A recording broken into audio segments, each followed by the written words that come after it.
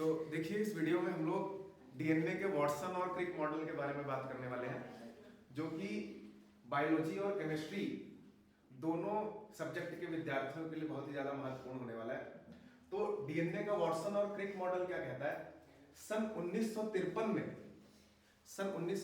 में दो वैज्ञानिकों वॉटसन और क्रिक ने डीएनए अणु की संरचना के बारे में विस्तार पूर्वक समझाया और यह बताया कि जो डीएनए होता है वो दो पॉलीन्यूक्लियोटाइड श्रृंखलाओं से मिलकर बना होता है।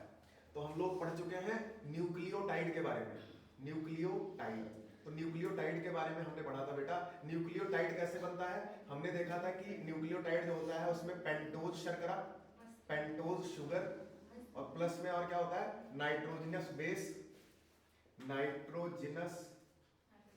यानी नाइट्रोजनी क्षारक, और साथ में और क्या होता है? Phosphate group. ये तीनों घटक आपस में मिलकर के एक न्यूक्लियोटाइड बनाते हैं। और डीएनए के अंदर बहुत सारे न्यूक्लियोटाइड आपस में जुड़ करके पॉलीन्यूक्लियोटाइड बनाते हैं। और वॉटसन और क्रिक ने अपने मॉडल में बताया कि डीएनए में दो पॉलीन्यूक्लियोटाइड श्रृंखलाएं होती हैं। जैसे ये डीएनए के वॉटसन और क्रिक मॉडल को दर्शाता हुआ डीएनए का एक प्रारूप है जो ये दर्शा रहा है कि इसमें दो पॉलीन्यूक्लियोटाइड श्रृंखलाएं हैं। देखिए यहाँ पे इस P का मतलब है फॉस्फेट ग्रुप और इस S का मतलब है शुगर यानी शर्करा, और ये A एक नाइट्रोजनी क्षारक है। आपको बताया गया था कि जो नाइट्रोजनी क्षारक होते हैं वो आपके कितने तरह के होते हैं? दो प्रकार के होते हैं। नाइट्रोजनी क्षारक जो थे वो कितने प्रकार के होते हैं? दो प्रकार के। एक होता है प्यूरीन क्षारक दो प्रकार के होते हैं, एक एडिनिन और दूसरा ग्वानिन। एडिनिन को A से लिखते हैं और ग्वानिन को G से रिप्रेजेंट करते हैं। पिरिमिडीन दूसरे प्रकार का क्षारक क्या होता है? पिरिमिडीन। तो बताइए पिरिमिडीन क्षारक कितने प्रकार के होते हैं? तीन प्रकार के। कौन कौन से? Cytosine, thymine and uracil. Cytosine को C से, थायमीन को T से और यूरेसिल को U से प्रदर्शित किया जाता है। और हमने देखा था कि जो डीएनए होता है, डीएनए के अंदर यूरेसिल नहीं पाया जाता। तो डीएनए जो नाइट्रोजनी क्षारक होता है, डीएनए में जो नाइट्रोजनी क्षारक होते हैं वो एडेनिन, थायमीन, ग्वानिन और साइटोसिन होते हैं। एडेनिन, थायमीन, ग्वानिन और साइटोसिन। और इसी में एक चारगाफ का नियम है। चारगाफ नाम के वैज्ञानिक ने क्या बताया था कि डीएनए के अंदर एडेनिन की मात्रा थायमीन के बराबर और ग्वानिन की मात्रा साइटोसिन के बराबर होती है। अब देखो, तो डीएनए के वॉटसन क्रिक मॉडल के अनुसार डीएनए में दो पॉलीन्यूक्लियोटाइड श्रृंखलाएं पाई जाती हैं जो एक दूसरे में इस तरह से दक्षिणावर्त कुंडलित होती हैं। एक दूसरे में क्लॉकवाइज कॉइल्ड होती हैं, दक्षिणावर्त कुंडलित होती हैं। जैसे देखो, अब ये फॉस्फेट मूलक शर्करा और ये नाइट्रोजनी क्षारक, ये तीनों मिलकर के एक है ये बेटा न्यूक्लियोटाइड। क्या है ये? न्यूक्लियोटाइड। ये एक न्यूक्लियोटाइड है, ये शर्करा है, ये फॉस्फेट है और ये एडेनिन नाइट्रोजनी क्षारक है। तो आपको हमेशा ध्यान रखना है कि डीएनए में दो पॉलीन्यूक्लियोटाइड श्रृंखलाएं आपस में जुड़ी हुई हैं। तो डीएनए में एडेनिन का बॉन्ड सदैव थायमीन से बनता है, ए का बॉन्ड सदैव किससे बनता है? T से, थायमीन से। और ग्वानिन का बॉन्ड सदैव साइटोसिन से बनता है। और नाइट्रोजनी क्षारक आपस में हाइड्रोजन बॉन्ड्स द्वारा जुड़े होते हैं, हाइड्रोजन आबंधों द्वारा जुड़े होते हैं। एडेनिन और थायमीन के बीच में दो हाइड्रोजन बॉन्ड और ग्वानिन और साइटोसिन के बीच में तीन हाइड्रोजन बॉन्ड पाए जाते हैं। तो डीएनए के वॉटसन और क्रिक मॉडल में दो पॉलीन्यूक्लियोटाइड श्रृंखलाएं आपस में जुड़ी हुई होती है। जैसे ये एक न्यूक्लियोटाइड है, ये एक हमारा दूसरा न्यूक्लियोटाइड, ये तीसरा न्यूक्लियोटाइड, ये आपका अगला चौथा न्यूक्लियोटाइड, ये पांचवा न्यूक्लियोटाइड। तो इस तरह से जब बहुत सारे न्यूक्लियोटाइड आपस में जुड़ जाते हैं तो बनता है पॉलीन्यूक्लियोटाइड। क्या होता है? पॉलीन्यूक्लियोटाइड।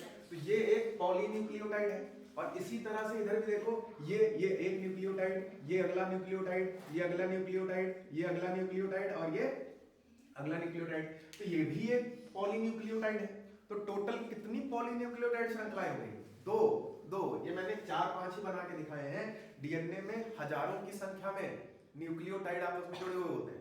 तो समझने के लिए हमने ये केवल 5 न्यूक्लियोटाइड्स दिखाए हैं। तो एक पॉलीन्यूक्लियोटाइड श्रृंखला ये है और दूसरी पॉलीन्यूक्लियोटाइड श्रृंखला ये है, और ये दोनों श्रृंखलाएं आपस में जुड़ करके डीएनए अणु का निर्माण करती है। और कैसे जुड़ती हैं? नाइट्रोजनी क्षारकों के माध्यम से जुड़ती हैं। दो पॉलीन्यूक्लियोटाइड श्रृंखलाएं आपस में कैसे जुड़ती हैं? नाइट्रोजनी क्षारकों के माध्यम से। तो यहाँ पे देख पा रहे हो, अगर पहली पॉलीन्यूक्लियोटाइड श्रृंखला का नाइट्रोजनी क्षारक एडेनिन है तो एडेनिन का बॉन्ड सदैव थाइमिन से बनेगा। तो एडेनिन अगली पॉलीन्यूक्लियोटाइड श्रृंखला के थाइमिन के साथ डबल बॉन्ड बना के जुड़ जाएगा। इसी प्रकार ग्वानिन साइटोसिन के साथ ट्रिपल बॉन्ड बना के जुड़ जाएगा। और जहां जहां एडेनिन होगा वो थाइमिन से बॉन्ड बना लेगा, जहां जहां ग्वानिन होगा वो साइटोसिन के साथ बॉन्ड बना लेगा। एडेनिन और थाइमिन के बीच में 2 हाइड्रोजन बॉन्ड, ग्वानिन और साइटोसिन के बीच में 3 हाइड्रोजन बॉन्ड होंगे और ये दोनों पॉलीन्यूक्लियोटाइड श्रृंखलाएं आपस में जुड़ जाएंगी, क्वाइल्ड हो जाएंगी और डीएनए अणु का निर्माण हो जाएगा। बात समझ में आई? तो डीएनए के अंदर 3 प्रकार के बॉन्ड देखने को मिलते हैं। एक बॉन्ड जो शर्करा और फॉस्फेट के बीच में होता है उसको बोलते हैं phosphodiester bond. Phosphodiester bond, phosphodiester bond. ये अगला बॉन्ड जो नाइट्रोजनी क्षारक और शर्करा के बीच में है, एस और नाइट्रोजनी क्षारक एडेनिन, या यहाँ पे शर्करा और थाइमिन के बीच का बॉन्ड, शर्करा और ग्वानिन के बीच का बॉन्ड। तो शर्करा और नाइट्रोजनी क्षारक के बीच में जो बॉन्ड मौजूद होते हैं उनको बोला जाता है glycosidic bond. Glycosidic bond, glycosidic bond. और नाइट्रोजनी क्षारकों के बीच में एडेनिन, थाइमिन, ग्वानिन, साइटोसिन के बीच में हाइड्रोजन बॉन्ड होते हैं, हाइड्रोजन बॉन्ड। तो इस तरह से कुल 3 प्रकार के बंध डीएनए अणु में देखने को मिलते हैं। डीएनए अणु में देखने को मिलते हैं फॉस्फोडाइएस्टर बॉन्ड शर्करा फॉस्फेट के बीच में, ग्लाइकोसिडिक बॉन्ड शर्करा और नाइट्रोजनी क्षारक के बीच में, और हाइड्रोजन बॉन्ड नाइट्रोजनी क्षारकों को आपस में जोड़ते हैं जिससे कि दोनों पॉलीन्यूक्लियोटाइड श्रृंखलाएं आपस में जुड़ जाती हैं। ठीक वहीं डीएनए के वाटसन क्रिक मॉडल में डीएनए अणु के प्रत्येक कुंडल की लंबाई, जैसे डीएनए जगह जगह क्वाइल्ड हो जाता है, मुड़ जाता है, कुंडली बना लेता है, तो डीएनए के प्रत्येक कुंडल की लंबाई, ये एक कुंडल, ये अगला कुंडल, ये तीसरा कुंडल, इस तरह से डीएनए के प्रत्येक कुंडल की लंबाई 34 एंगस्ट्रॉम होती है, 34 एंगस्ट्रॉम होती है। और डीएनए अणु का व्यास, डायामीटर यानी चौड़ाई, डीएनए अणु का ये जो व्यास होता है ये होता है 20 एंगस्ट्रॉम, 20 एंगस्ट्रॉम। तो डीएनए के प्रत्येक कुंडल की लंबाई 34 एंगस्ट्रॉम और डीएनए अणु का जो व्यास होता है 20 एंगस्ट्रॉम होता है। और हमने अभी देखा कि डीएनए की पॉलीन्यूक्लियोटाइड श्रृंखलाओं में नाइट्रोजनी क्षारक होते हैं जो आपस में हाइड्रोजन बॉन्ड्स द्वारा दोनों पॉलीन्यूक्लियोटाइड श्रृंखलाओं को जोड़ते हैं। तो डीएनए की पॉलीन्यूक्लियोटाइड श्रृंखलाओं में 2 नाइट्रोजनी क्षारकों के बीच की दूरी, मान लो यहाँ एक नाइट्रोजनी क्षारक मिल रहा है और यहाँ दूसरी पॉलीन्यूक्लियोटाइड श्रृंखला का नाइट्रोजनी क्षारक मिल रहा है, तो इनके बीच की जो दूरी होती है 2 नाइट्रोजनी क्षारकों के बीच की दूरी 3.4 एंगस्ट्रॉम होती है, 3.4 एंगस्ट्रॉम होती है। समझे? तो ये कुल मिलाकर के डीएनए का वाटसन और क्रिक मॉडल था जो डीएनए की संरचना को विस्तार पूर्वक समझाता है कि डीएनए में 2 पॉलीन्यूक्लियोटाइड श्रृंखलाएं एक दूसरे में दक्षिणावर्त कुंडलित होती हैं। डीएनए अणु के प्रत्येक कुंडल की लंबाई 34 एंगस्ट्रॉम होती है। डीएनए अणु का व्यास 20 एंगस्ट्रॉम होता है। डीएनए की पॉलीन्यूक्लियोटाइड श्रृंखलाओं में 2 नाइट्रोजनी क्षारकों के बीच की दूरी 3.4 एंगस्ट्रॉम होती है। डीएनए की पॉलीन्यूक्लियोटाइड श्रृंखला का प्रत्येक न्यूक्लियोटाइड 3 घटकों से मिलकर बना होता है जिसमें पेंटोज शर्करा, फॉस्फेट मूलक और नाइट्रोजनी क्षारक सम्मिलित होते हैं। पॉलीन्यूक्लियोटाइड श्रृंखलाओं को आपस में जो है नाइट्रोजनी क्षारक हाइड्रोजन बॉन्ड बनाकर जोड़ते हैं और दोनों पॉलीन्यूक्लियोटाइड श्रृंखलाएं आपस में जुड़ करके डीएनए अणु का निर्माण करती हैं। तो आई थिंक अब आपको ये डीएनए का वाटसन और क्रिक मॉडल अच्छे से क्लियर हो गया होगा। और डीएनए के वाटसन क्रिक मॉडल की सबसे बड़ी खासियत ये है कि डीएनए का वाटसन क्रिक मॉडल जब दिया गया तो पहली बार डीएनए के कॉइल्ड स्ट्रक्चर के बारे में बताया गया कि जो डीएनए होता है वो एक कॉइल्ड संरचना होती है। इससे पहले जितने भी डीएनए के स्ट्रक्चर के आकलन लगाए गए थे उसमें डीएनए को स्ट्रेट लाइन स्ट्रक्चर माना जाता था, लेकिन वाटसन और क्रिक ने अपने मॉडल में स्पष्ट किया कि जो डीएनए होता है वो एक डबल हेलिक्स बनाता है, इसीलिए इनके मॉडल को डीएनए का डबल हेलिक्स मॉडल भी कहा जाता है। Double helix model of DNA, double helix model of,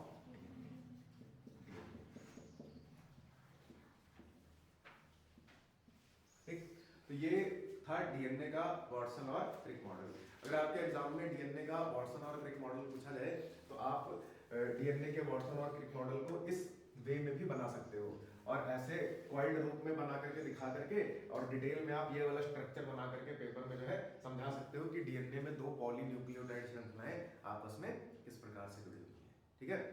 तो ये था हमारा डीएनए का वाटसन और क्रिक मॉडल। अब इसके बाद हमें आगे बात करनी है कि डीएनए और आरएनए में क्या डिफरेंस होता है। जैसे हमने स्टार्टिंग में बात की थी कि जो डीएनए है वो एक आनुवंशिक पदार्थ होता है, कि डीएनए माता पिता के लक्षणों को संतति में पहुंचाने का काम करता है। देखो जो डीएनए होता है बेटा, डीएनए की एक छोटी इकाई को, डीएनए की यूनिट को बोला जाता है जीन। क्या बोला जाता है? जीन। जीन। और ये जो जीन होते हैं इनको बोला जाता है यूनिट ऑफ जेनेटिक्स, आनुवंशिकता की इकाई, आनुवंशिकता की इकाई। तो ये जो इतना बड़ा आपको डीएनए मॉलिक्यूल नजर आ रहा है, डीएनए के एक छोटे से हिस्से को, डीएनए के एक छोटे से हिस्से को जीन बोला जाता है। क्या बोला जाता है? जीन। जीन। और यही जीन माता पिता के लक्षणों को, जनक के लक्षणों को संतान में ले जाने का काम करते हैं, इसीलिए जीन को आनुवंशिकता की इकाई भी कहा जाता है। तो डीएनए जो होता है वो एक आनुवंशिक पदार्थ होता है जो माता पिता के लक्षणों को संतान में ले जाने का कार्य करता है। तो अब हमें डीएनए और आरएनए में डिफरेंस को समझना है। जैसे जो आरएनए होता है, आरएनए आपको बताया गया था कि जो आरएनए होता है वो स्वतंत्र रूप से कोशिका में नहीं पाया जाता, डीएनए के द्वारा ही आरएनए का निर्माण किया जाता है। तो जो आरएनए होता है वो डीएनए बनाता है, तो डीएनए से बनता है हमारा आरएनए। डीएनए से क्या बनता है? आरएनए। और डीएनए से आरएनए बनने की ही क्रिया को बोला जाता है अनुलेखन। अनुलेखन, ट्रांसक्रिप्शन। तो डीएनए अनुलेखन की क्रिया करके आरएनए का निर्माण करता है, आरएनए का निर्माण करता है। और आरएनए का फंक्शन हमारी बॉडी में आगे चल करके होता है प्रोटीन बनाना। तो आरएनए से आगे चलकर ट्रांसलेशन की क्रिया होती है और आरएनए से क्या बनता है? प्रोटीन। प्रोटीन। तो ये प्रोसेस हमारी कोशिका के अंदर चलता रहता है। जैसे इस प्रोसेस में होता क्या है, देखो जो डीएनए होता है, इस डीएनए के पास होती है प्रोटीन निर्माण की सूचना, प्रोटीन निर्माण की सूचना। यानी डीएनए के पास वो इंफॉर्मेशन होती है जिससे ये तय होता है कि किसी भी जीव का शरीर किस प्रकार का प्रोटीन बनाएगा। जैसे आपको पता है किसी भी जीव की बॉडी किससे मिलकर बनी हुई है? प्रोटीन से।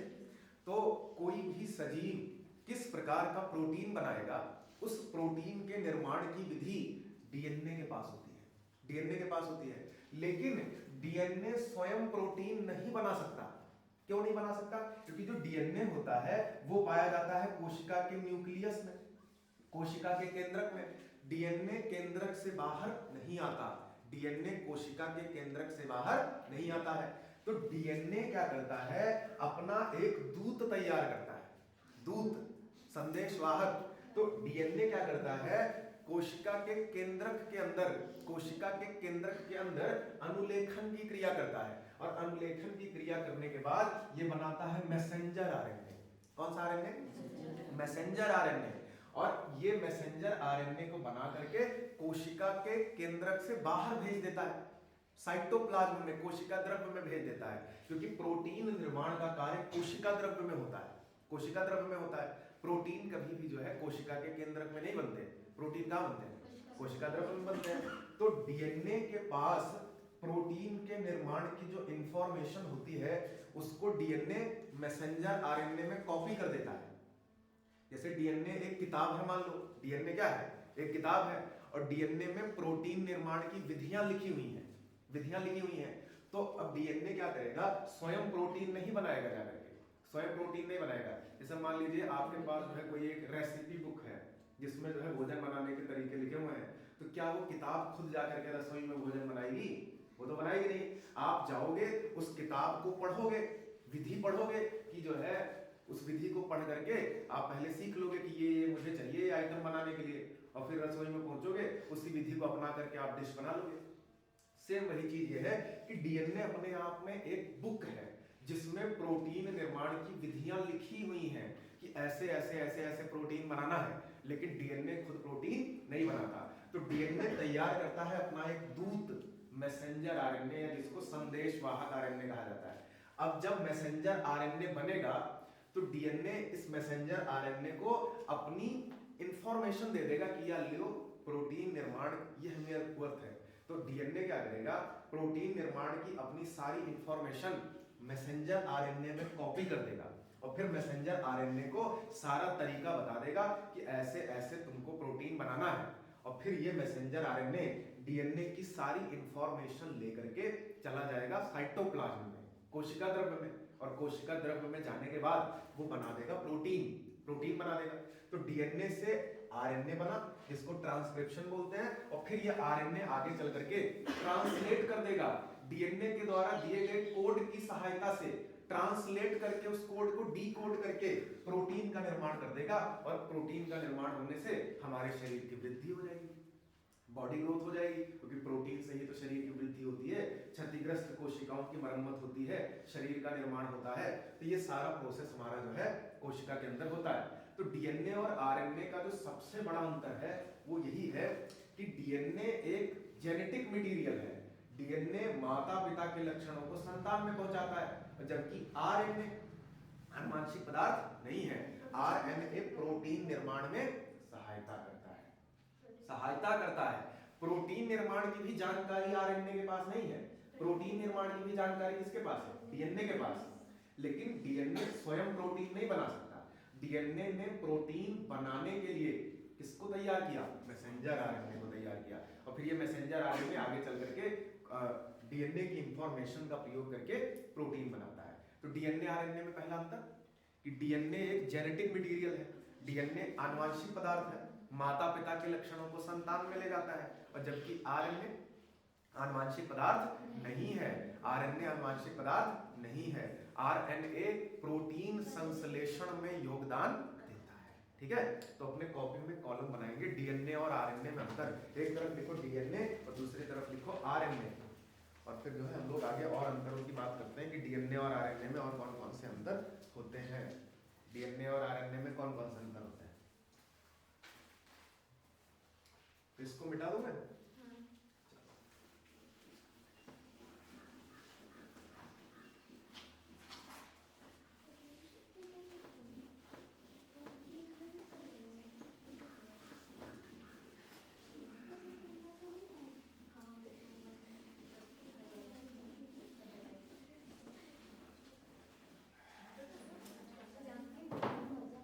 चलो देखो बेटा, दो कॉलम बनाएंगे आप, एक तरफ लिखिए डीएनए, दूसरे तरफ आरएनए।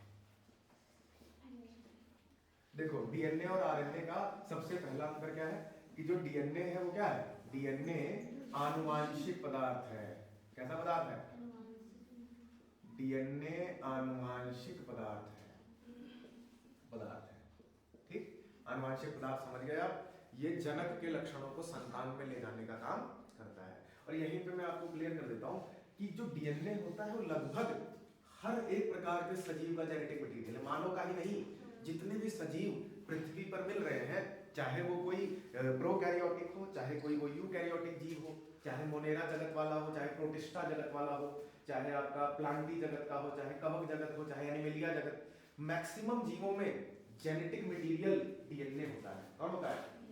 लेकिन कुछ वायरसों में, वायरस जो होते हैं, वायरस विषाणु जो होते हैं, उनमें कुछ विषाणु ऐसे खोजे गए हैं जिनमें आनुवांशिक पदार्थ आरएनए होता है। कौन होता है? आरएनए। ये इंपॉर्टेंट बात है। जैसे एक जो आपका जो सबसे पहले खोजा गया जो विषाणु था, सबसे पहले खोजा गया विषाणु जिसकी खोज डीजे इवानोवस्की ने की थी। डीजे इवानोवस्की नामक वैज्ञानिक थे, उन्होंने सबसे पहले एक विषाणु के बारे में पता लगाया था, और वो विषाणु था टीएमवी। कौन था? TMV virus, tobacco mosaic virus. Tobacco mosaic virus जो तंबाकू के पौधे की पत्तियों में मोजेक रोग उत्पन्न करता है, जिससे तंबाकू की पत्तियां चितकबरी हो जाती हैं।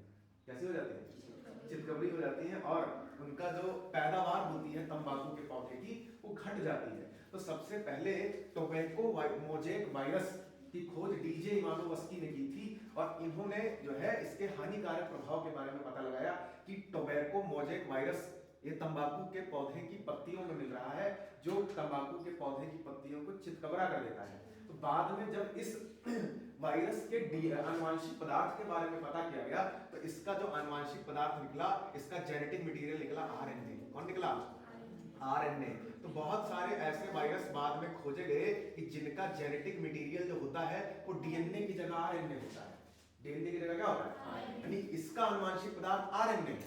और कुछ और वायरस भी होते हैं जिनका आनुवंशिक पदार्थ आरएनए होता है, लेकिन बाकी 99.9% जीवों में, जो मैक्सिमम जीवों का जो जेनेटिक मटेरियल होता है वो डीएनए होता है। कौन होता है? डीएनए। बात समझ में आई? अब इसी तरह से देखो, तो डीएनए आनुवंशिक पदार्थ है जो माता पिता के लक्षणों को कहा जाता है संतान में। वही आरएनए की अगर मैं बात करता हूं, आरएनए क्या है? यह आनुवंशिक पदार्थ नहीं है, यह आनुवंशिक पदार्थ नहीं है, लेकिन एक्सेप्शंस हैं इसके। कुछ विषाणुओं को छोड़कर, कुछ विषाणुओं में यह भी तो आनुवंशिक पदार्थ है, तो यह आनुवंशिक पदार्थ नहीं होता। नहीं होता, नहीं होता तो करता क्या है? यह प्रोटीन संश्लेषण में योगदान देता है, प्रोटीन संश्लेषण में योगदान देता है, प्रोटीन संश्लेषण में योगदान देता है।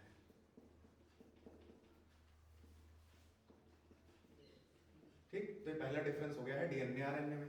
दूसरे डिफरेंस की बात करें तो बड़ा सिंपल मामला है। दूसरे डिफरेंस की बात करें तो हमने पेंटोज शुगर पढ़ी थी, दो प्रकार की होती है, एक राइबोज और एक डीऑक्सीराइबोज। तो आपको बताया गया था कि जो डीएनए है उसका नाम डीऑक्सीराइबोज इसलिए पड़ा है क्योंकि उसमें डीऑक्सीराइबोज शर्करा पाई जाती है। तो डीएनए में कौन सी शर्करा पाई जाती है? तो इसमें क्या होता है? डीऑक्सीराइबोज, डीऑक्सीराइबोज शर्करा, शर्करा पाई जाती है। तो डीएनए में कौन सी शर्करा पाई जाती है? डीऑक्सीराइबोज शर्करा पाई जाती है। और आरएनए में बताओ तो, आरएनए में राइबोज शर्करा पाई जाती है। ये अंतर हो गया अगला, राइबोज शुगर, राइबोज शर्करा, राइबोज शर्करा पाई जाती है। ठीक है, तो डीएनए में डीऑक्सीराइबोज शर्करा और आरएनए में राइबोज शर्करा पाई जाती है। अगला, अगले अंतर की बात करता हूं, अगर तीसरे अंतर की बात करूं तो जो आपका डीएनए होता है, डीएनए, तो डीएनए में एडेनिन, थाइमिन, ग्वानिन, साइटोसिन, नाइट्रोजनी क्षारक पाए जाते हैं। नाइट्रोजनी क्षारक, नाइट्रोजनी क्षारक पाए जाते हैं। तो डीएनए में कौन कौन से नाइट्रोजनी क्षारक होते हैं? ATGC, ATGC. तो डीएनए में एडेनिन, थाइमिन, ग्वानिन और साइटोसिन नाइट्रोजनी क्षारक होते हैं। और वहीं आरएनए में आपको पता है, आरएनए में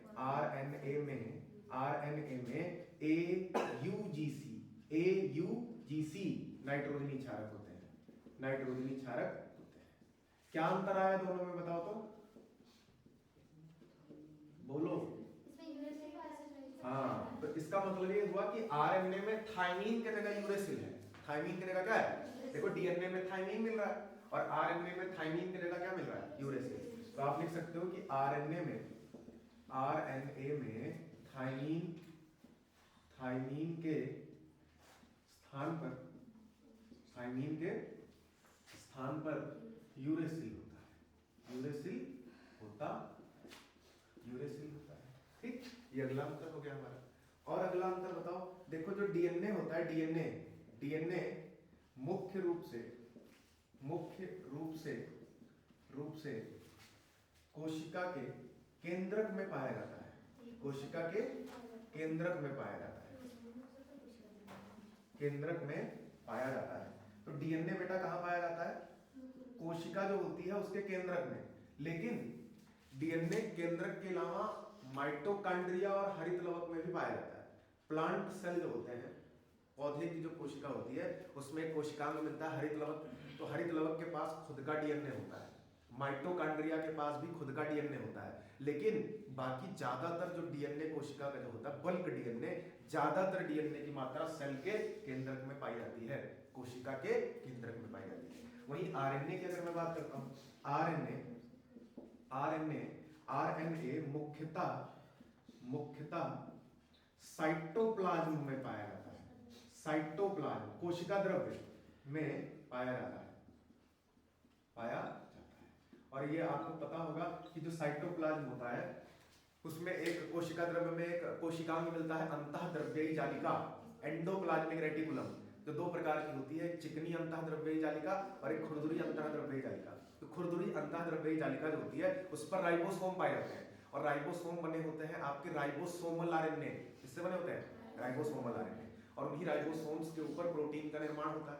प्रोटीन निर्माण का स्थल, प्रोटीन निर्माण की साइट होते हैं राइबोसोम, जिनके ऊपर प्रोटीन बनते हैं। और कौन बनाता है? आरएनए बनाता है, डीएनए की सूचनाओं का प्रयोग करके बनाता है। अगले अंतर की बात करता हूं। अगर देखो डीएनए में इंपॉर्टेंट है, डीएनए में स्वतंत्र द्विगुणन की क्षमता पाई जाती है।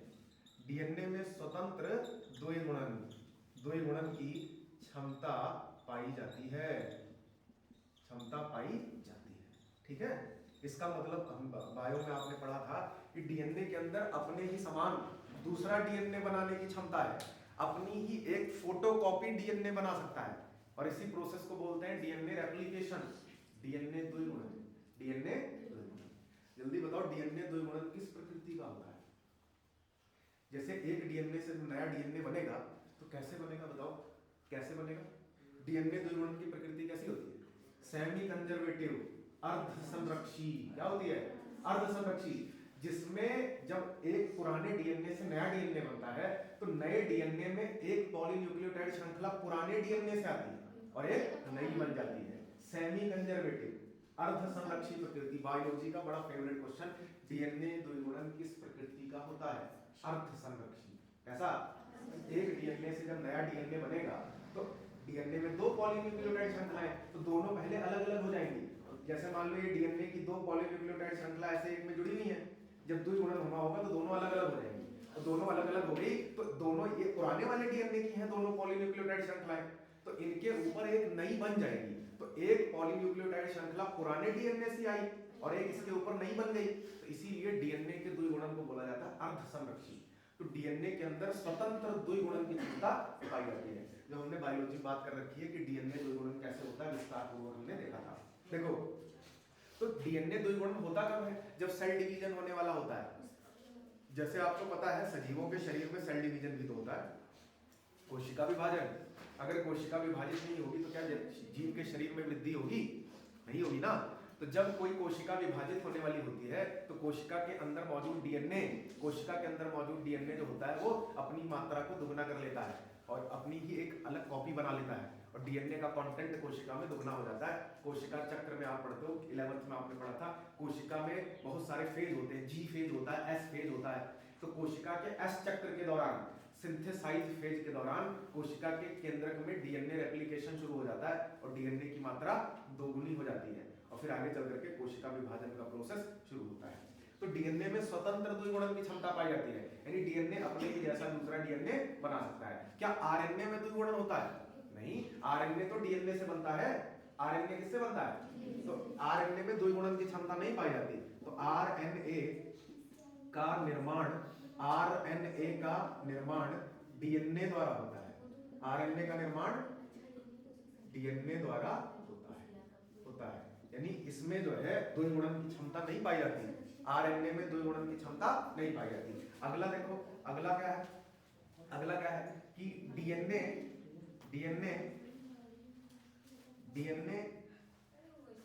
डबल हेलिक्स संरचना है।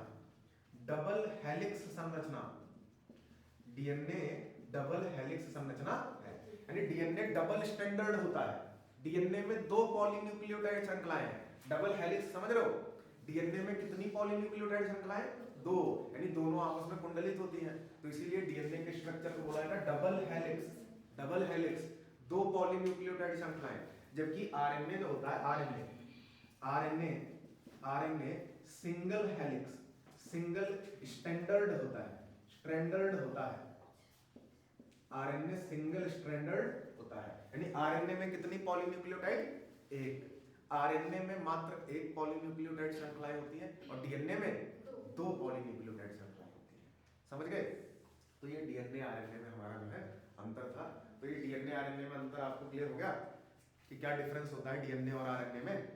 चलिए, तो अब हम लोग इस चैप्टर के लास्ट पे पहुंचने वाले हैं, जो डीएनए आरएनए में अंतर हमने देख लिया। अब आगे थोड़ा सा बात हम लोग करने वाले हैं जो बायो